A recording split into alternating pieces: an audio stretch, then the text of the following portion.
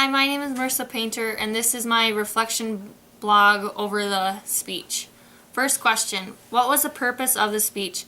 The purpose of my speech was to inform my audience on autism and autism treatments and how families can truly cope with autism. Second question, how do you feel going into this speech presentation? I felt confident, but I also felt very nervous because it was our first really big speech that we had to do.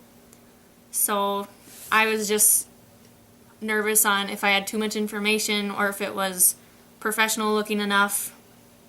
Third question, briefly define speaker ethos and how did I work to make sure my speaker ethos was high.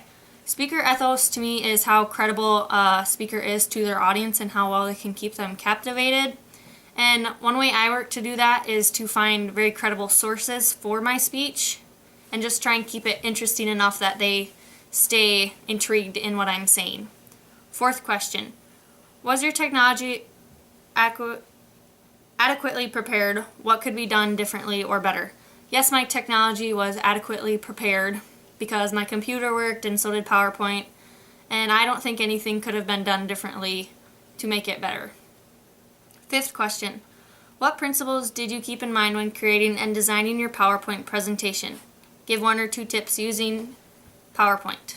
What I kept in mind for keeping my PowerPoint is I wanted to make it look professional enough and not like a third grader was just telling what their favorite animal was. And a tip would be to make your PowerPoint look professional, and if you don't know how to use PowerPoint, explore around and get acquainted with it, all the steps and different tabs in it. Sixth question, in terms of structure and organization, what element felt natural to you and what felt odd? What felt natural to me was doing a conclusion because I was just summarizing my work and what was already done in the speech. And what felt odd to me was transitions because I thought it was a little bit harder to connect my first main point to my second main point and just keep it smoothly flowing. Seventh question, how do you consider your audience when developing your speech? How I considered my audience in developing my speech was to just try and keep in mind that they need to be intrigued enough and want to keep listening to what I have to say. Eighth question, what did you do in your speech that worked, what didn't work, and what areas can you target for improvement? What worked in my speech was finding the information and having all the credible sources for it, but what didn't work is that I had too much information and I felt that I was rushed trying to talk to get it all out.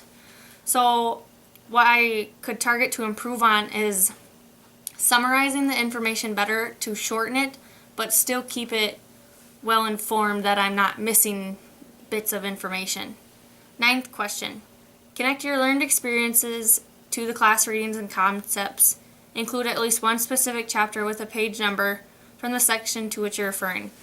I used from chapter 11, page 108 and 109 about the introduction and conclusion charts, which helped me to review and learn more about introduction and conclusion, and it also helped me to learn more about transitioning from one main point to another.